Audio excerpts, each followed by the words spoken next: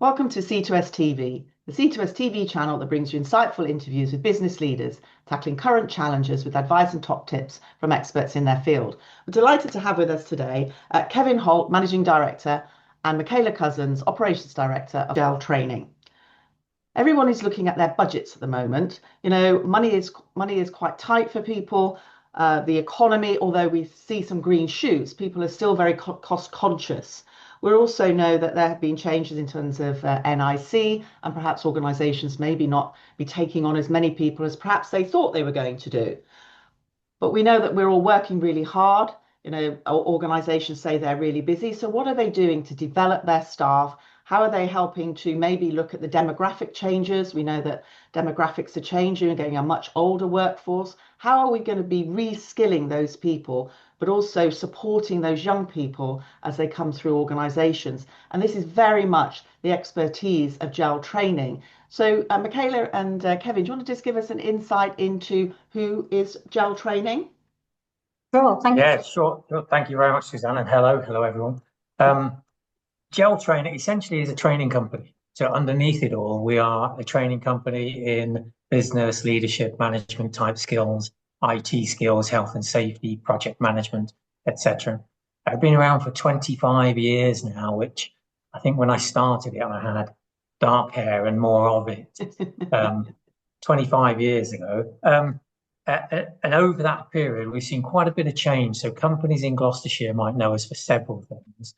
At one stage, we were the head lessee of a building and rented it out to Business Link. At another time, we were involved in business support, helping companies start up, helping new people start up businesses. And we've done nationwide contracts as well as stuff here, mostly at home in Gloucestershire. But today, we are a training company. That's what we do.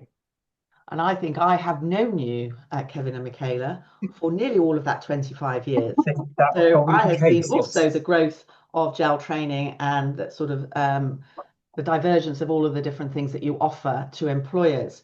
So you talked about some of the things that you do. Do you want to expand a little more on sort of the offers that you make to businesses? Yeah, sure. Shall I? Yeah, you carry on. I'm going to tell you everything in this on. Essentially, it's broken down into three key areas.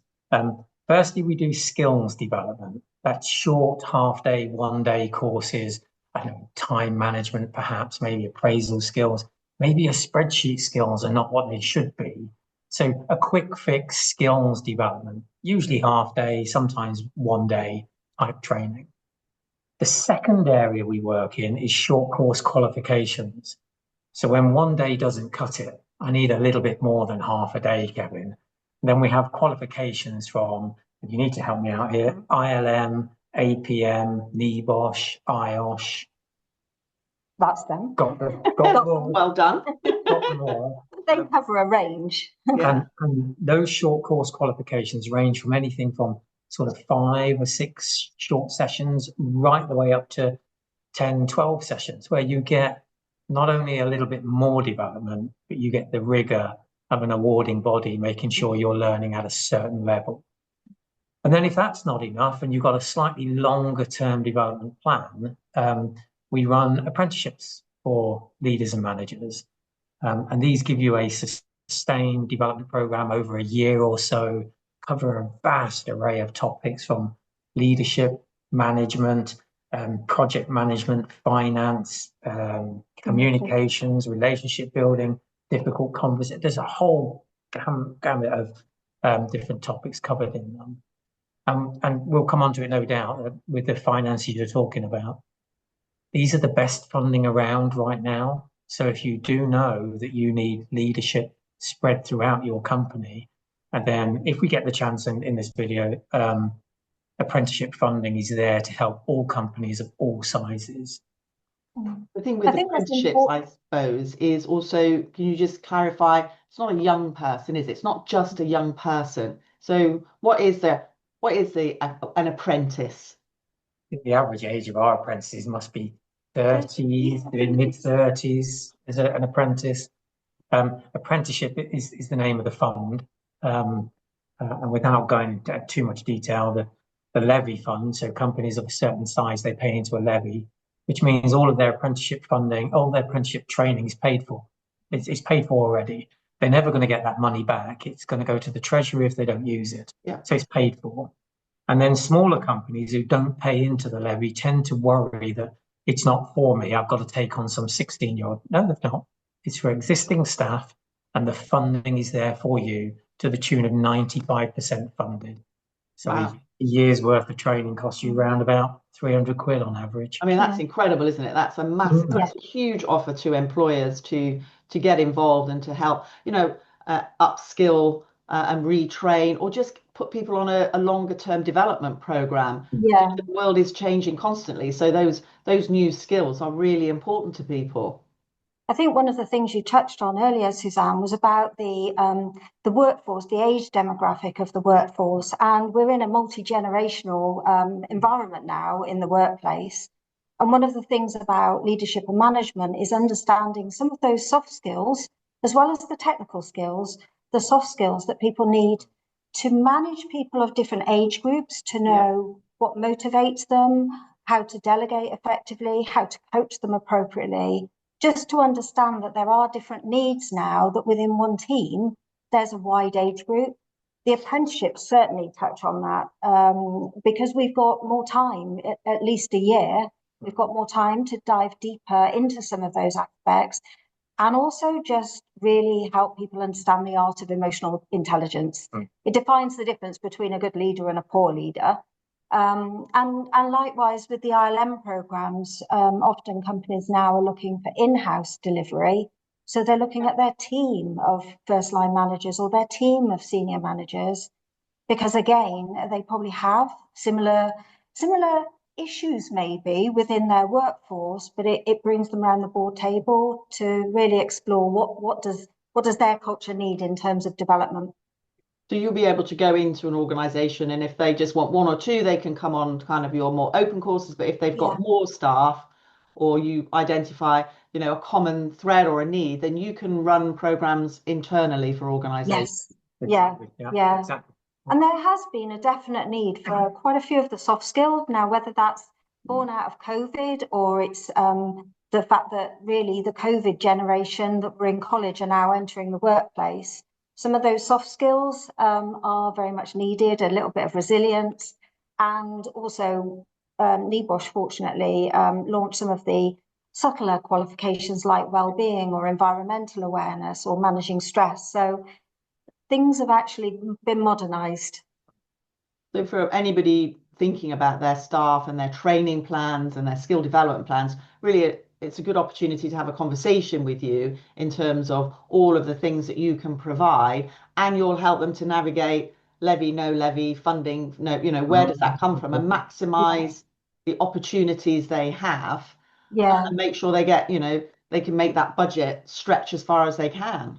Yeah, absolutely. Yeah. And oftentimes it is about working with those that are the decision makers in organizations to know what their year ahead looks like. So it aligns very much to where their strategy is. What is it they're aiming to do at the end of, say, a year, 3 years, 5 years, because skills follow through on that as well. No. And when we were talking about sort of that age range, you talked about an average age of 30. So that does give employers a real big opportunity to look right across their organization. I'm not sure people would necessarily have thought about that when they're thinking about, apprenticeships or short courses, or they'll think, oh, a leadership program, that's going to cost me thousands. And that's not true. No, far from it. But I'm trying to think of our oldest apprentice we had on. I won't give them a name check.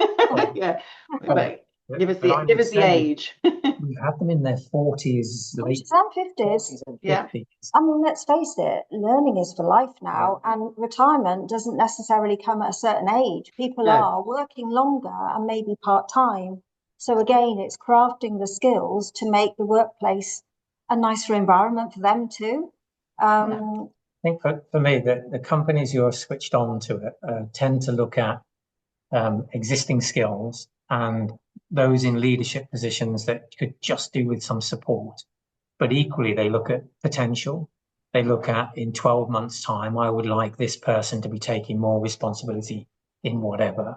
and therefore they put them on an apprenticeship program to get them ready to take on that responsibility 12 months from now. Really is, they're good programs, they're comprehensive programs, and like I say, they're funded already. So it would be, and it's great, isn't it? It would be ideal if employers did kind of go with their individual training plans, or looking at their employees going, okay, where would we like you to be? That's got to be the ideal. But if you can take people on that journey, they'll start to look at their staff, particularly if they know that what you've got available. I really like the idea, the short courses, the short, sharp fixes into some of the things that people, they don't, a quick, half day or a day just to either remember certain things and reacquaint them, or just give them some new tools and techniques.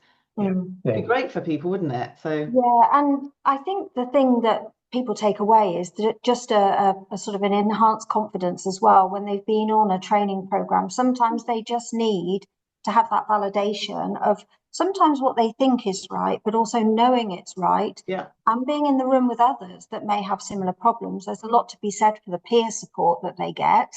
And it's taking time out to just also, obviously we work to the Chatham House rules as well, confidentially, what is it they're having difficulty with that they share, they might and be go away feeling more prepared to share with you some of those things that they're not quite getting back in the workplace. I think for me, one of the things that spans all of the delivery, whether it's a short course or a long-term apprenticeship, so you tend to train people in things that they can then go and use in the workplace the very next day. So it's not academia, education, training you for some time in the future you may need this. It's a bit more here and now. No, I see that with what I've seen when I've been up to see you as well. And in terms of sort of where are you based? Where do people go to? Because they can come to you. You can do it on their premises, but you have got lovely office space and meeting rooms and training rooms. So whereabouts are you? So we're on the A38 at Twigworth. We've now got some useful landmarks so that people don't go shooting by us. So opposite the Co-op and Jane's Pantry, shout out for them too. Jane's Pantry, I know. Yes, I know exactly where to turn off now. But the useful point is we're on actually it's converted barns. There's 16 businesses here on the business site. But because of that, we do have a good array of parking. We have free parking, which is quite rare these days. And we've got 3 purpose-built training rooms, air conditioning, large screens, all the normal equipment you'd expect. And we tend to have group sizes of around a maximum of 12, because we try and make it so that it's interactive and it's not too large a group. And equally, as we've touched on already, we will go to companies to deliver training at their site, which is probably more than we do here on site. But one of the things we found quite useful for people, some organisations are finding a squeeze in their organisation. So we're quite happy to do in-house here on our premises. Sometimes that mindset is a useful thing to get away from the office. It is, yes. You're away from the phone and away from people, aren't you? Asking questions or wondering, what's going on. So absolutely. And I know we've spoken about an offer, and one of the things we're happy to do is support other C2S members with room hire here. As long as it's available, we haven't got training going on, then it can be a great place to just get off-site from your own organisation. Oh, and I can vouch for that. We've run some boardrooms with you and some training sessions out. It's a lovely environment. So no, that's a great offer to C2S members as well. And it's just in terms of sort of your philosophy, you've been going for 25 years. You've obviously, you have changed and grown and developed. That's a great story in itself in terms of where you started with the organisation and now what it delivers. So what is your kind of ethos? Why do you do what you do, and why have you've managed to keep that going and changed over the years? Oh, Suzanne, every morning I get up and ask that question. Why am I doing this? I think it stems back from our very, very early days, where actually there was an awful lot of support in the county for unemployed. There was an awful lot of support for various groups. So there was very, very little support for employed staff in companies. Okay. And the whole sort of raison d'etre behind GEL or Gloss Enterprises was then was that there needs to be somewhere, particularly for smaller companies, when I've only got one person to train in time management, I can't afford a consultant to come in. I've got to have somewhere to send that one person to get training that they need. And out of that was born something called the Open program, where we take one from this company and one from that company. And it was predominantly designed for SMEs. But of course, the caliber of the training, the price point of the training meant that a lot of larger companies sort of jumped in. And we had no qualms with that whatsoever, because with those being on course, those larger companies being on our courses, it made it much more viable for the smaller ones. So really, we're here for the business community of Gloucestershire. Even though we go much, much wider these days, it is essentially Gloucestershire-based businesses and skills for business. That's what we do. And I suppose also from that point of view, we've seen obviously the difficulties over the last 5 years that nobody could have predicted, but skills were the important part to get businesses out of that difficulty. Having people that could be nimble, that could respond to change and be a bit creative when they needed to be. So just to kind of help alongside that growth agenda for other businesses, if we can align the skills, I suppose the skills agenda, for want of a better word, to align with business growth ambition, then it's kind of a win-win for the businesses. And also, this county has got quite an aging workforce, so succession planning is an important thing, you know, not to lose those really valuable skills out of the county when people retire. Yeah. So yeah, there's a whole lot, isn't there, we could talk about, but actually it's really, really rewarding when people pass their qualifications or they just have a light bulb moment. If it's a half-day session, it is rewarding to kind of see that they've just flourished then, that actually you can see them taking their next steps. That probably comes with age. Yeah. We do see it though. We see people who maybe start out with us on a level 2, which essentially is my first promotion. I'm now in charge, team leader. And then X number of years later, we see them back on their level 3, 4, and 5. Yeah. Yeah, we do see the same faces come around. Yeah, we do. Absolutely. And the great thing is, I think now even senior execs recognize the need to kind of stay modern as a leader and a manager. So we're starting to see a little bit more humility in senior leaders saying, actually, we want development too, because we need to understand our workforce better and what they need. And so, yeah, our level 6 and level 7 have really started to fly because of, I think, seeing that good culture around them. They obviously want to be seen to be leading by example too. Yeah, and I think we have seen that as well, you know, and the fact that leaders now, having gone through so much change, kind of go, I really do need to invest in everybody and yourself as well, don't you? Because it has been, as you said, very challenging over the last 5 or 6 years. And I think one of the things that come out is you don't know everything and you never stop learning. So just keeping on board and keeping up to date and just refreshing your skills. And I can imagine it is great when, you know, somebody comes in and even if they've just solved a few small problems that allow them to go back and be more efficient, more confident, it's a great thing to be able to empower somebody to be able to do that. So it's great. And we're really, really proud to have you as part of Circle to Success. And thank you very much for the offer to the members. And hopefully we have got a couple of events coming up with you anyway, where people can come and experience a little more about what gel training do. So for the moment, but I know we've got some other things to pick up. Thanks very much, Michaela, and thank you very much, Kevin, for speaking to us today. Thank you. Thank you. Thanks, Suzanne. Thanks, Suzanne. Bye. Bye-bye now.